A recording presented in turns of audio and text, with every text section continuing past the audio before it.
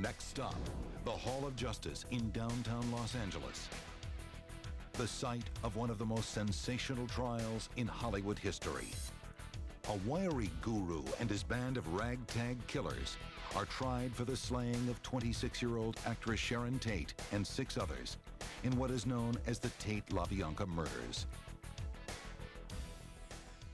Sharon Tate, a rising star, was married to a prominent director. Life was good. October 1969. The details of a series of unusually brutal murders in the Hollywood area shocks the world. You don't even see things like that in horror movies. The killings bring to light Charles Manson, a 32-year-old second-rate musician who turns out to be one of the most sinister real-life villains the world has ever known, and his bloodthirsty followers. The bizarreness of it. And I think that that's one of the main reasons why people are still fascinated by this case. Probably the most bizarre mass murder case in the recorded annals of American crime. It was almost killing for the art of killing, murder for the art of murder. Few know the details of these horrifying murders better than the men who argued the case in court. Lead prosecutor Vincent Bugliosi. There was no question that based on the evidence, these people were guilty. Deputy prosecutor Stephen Kay. This is one of the most vicious, brutal murders in the history of American crime. And defense attorney Paul Fitzgerald. It's probably an unusual statement for an attorney to make, but we're hoping for the best, but expecting the worst.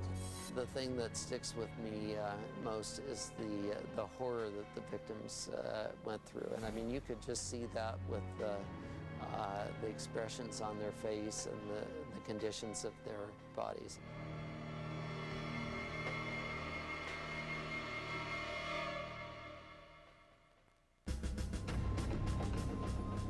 Manson and his gang plot the murders at an old rundown Western movie ranch at the edge of the San Fernando Valley, a half-hour's drive from the heart of Hollywood.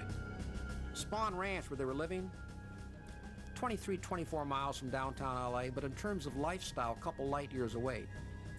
All these people are getting on a day-to-day basis is a steady bombardment of Manson's perverse philosophy on life. Manson possesses a unique charisma with which he recruits followers. They enter his drug-induced world and give up complete control, becoming disciples in his cult known as the Family. Manson gave them a quid pro quo, basically. You turn over your life to me, I will relieve you of the responsibility of determining what you do with the rest of your life. You don't have to think anymore, I'll think for you. He would sit alone on top of a big rock in the center of the group, and he'd play his guitar, and he'd philosophize on life, and the others sat in a circle around him, and no one else would talk unless he spoke to them first. Vincent Bugliosi not only helped convict Manson, he's also the author of Helter Skelter, the definitive book about the murders and the mastermind behind them. By his own admission, he said, "I'm a man of 1,000 faces." His family called him a changeling.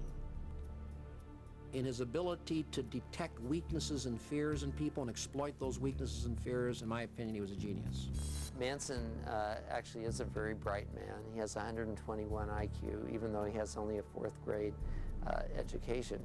The members of the Manson family, by and large, were fairly intelligent, some of them fairly educated, so they were strong in that respect, but emotionally very weak. They were very weak. They were all looking for a leader.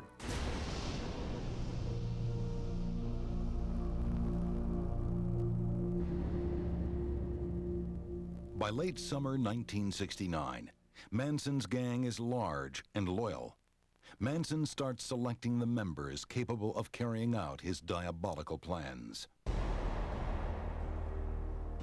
I think, for whatever it's worth, that every one of these people had murder coursing through their own veins. Manson was the one that was the catalyst that brought it to the surface. August 8th, 1969. Manson sends 4 of his followers to 10050 Cielo Drive in Bel Air, with orders to kill everyone at the estate.